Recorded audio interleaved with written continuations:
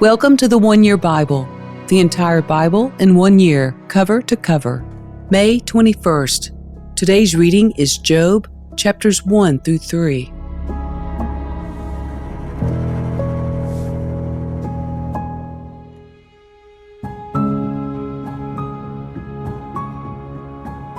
There once was a man named Job who lived in the land of Uz. He was blameless, a man of complete integrity. He feared God and stayed away from evil. He had 7 sons and 3 daughters. He owned 7,000 sheep, 3,000 camels, 500 teams of oxen, and 500 female donkeys. He also had many servants. He was, in fact, the richest person in that entire area. Job's sons would take turns preparing feasts in their homes, and they would also invite their 3 sisters to celebrate with them. When these celebrations ended, sometimes after several days, Job would purify his children. He would get up early in the morning and offer a burnt offering for each of them. For Job said to himself, "Perhaps my children have sinned and have cursed God in their hearts." This was Job's regular practice.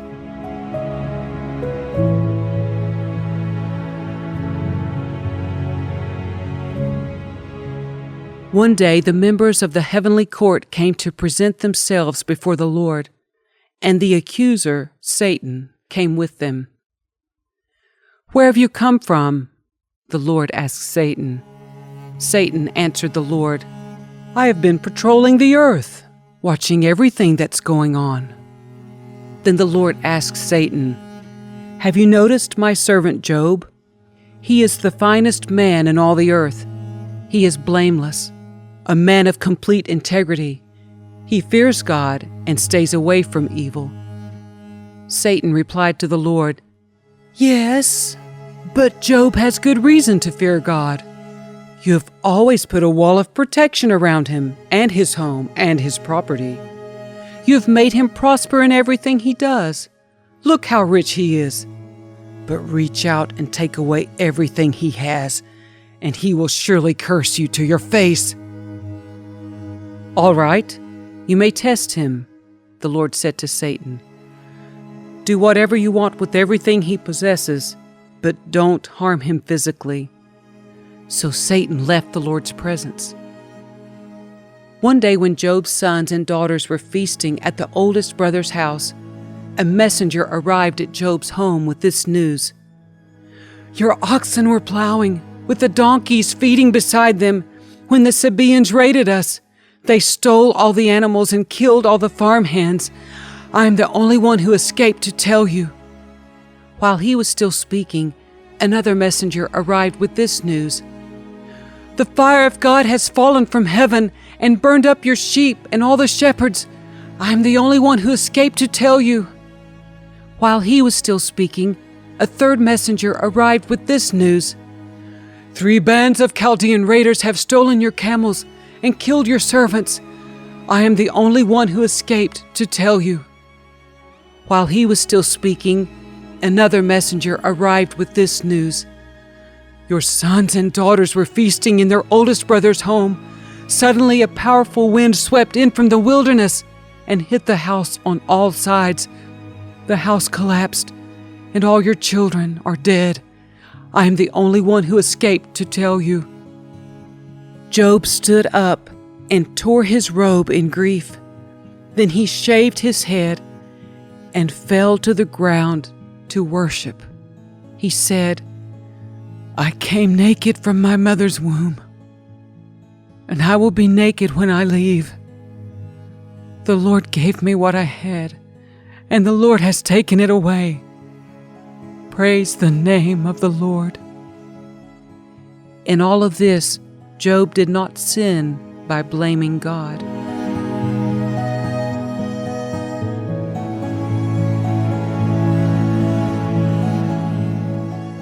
One day the members of the heavenly court came again to present themselves before the Lord, and the accuser Satan came with them. "Where have you come from?" the Lord asked Satan. Satan answered the Lord, "I have been patrolling the earth, watching everything that's going on." Then the Lord asked Satan, "Have you noticed my servant Job? He is the finest man in all the earth. He is blameless, a man of complete integrity. He fears God and stays away from evil. And he has maintained his integrity, even though you urged me to harm him without cause." Satan replied to the Lord, "Skin for skin. A man will give up everything he has to save his life. But reach out and take away his health, and he will surely curse you to your face."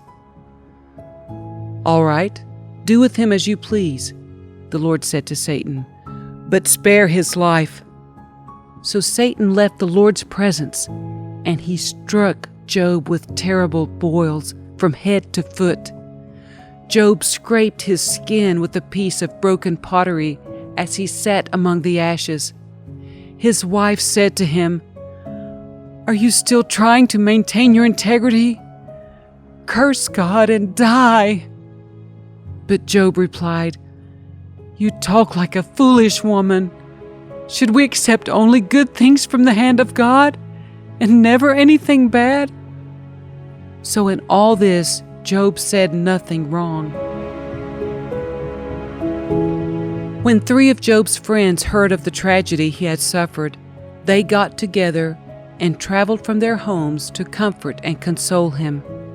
Their names were Eliphaz the Temanite, Bildad the Shuhite, and Zophar the Naamathite. When they saw Job from a distance, they scarcely recognized him. Wailing loudly, they tore their robes and threw dust into the air over their heads to show their grief. Then they sat on the ground with him for 7 days and nights. No one said a word to Job, for they saw that his suffering was too great for words.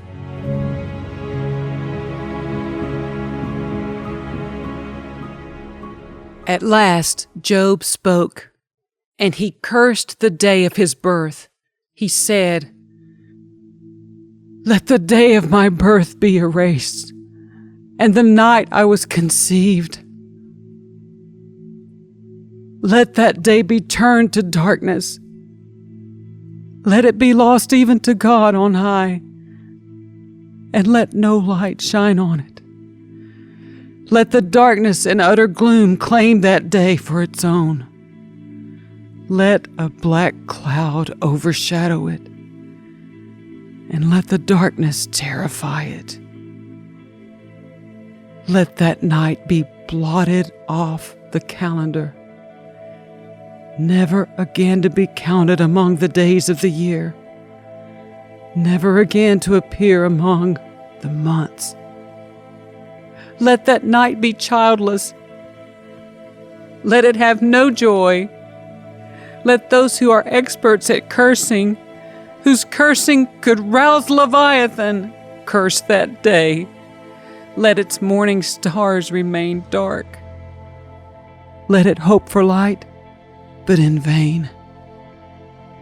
May it never see the morning light. Curse that day for failing to shut my mother's womb, for letting me be born to see all this trouble. Why wasn't I born dead? Why didn't I die as I came from the womb? Why was I laid on my mother's lap? Why did she nurse me at her breasts? Had I died at birth, I would now be at peace. I would be asleep and at rest. I would rest with the world's kings and prime ministers, whose great buildings now lie in ruins. I would rest with princes, rich in gold, whose palaces were filled with silver. Why wasn't I buried like a stillborn child, like a baby who never lives to see the light? For in death the wicked cause no trouble, and the weary are at rest. Even captives are at ease in death, with no guards to curse them.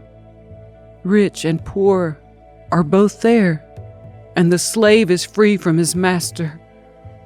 Oh, why give light to those in misery, and life to those who are bitter. They long for death, and it won't come. They search for death more eagerly than for hidden treasure. They're filled with joy when they finally die, and rejoice when they find the grave. Why is life given to those with no future, those God has surrounded with difficulties? I cannot eat for sighing. My groans pour out like water. What I always feared has happened to me. What I dreaded has come true. I have no peace, no quietness. I have no rest. Only troubles come.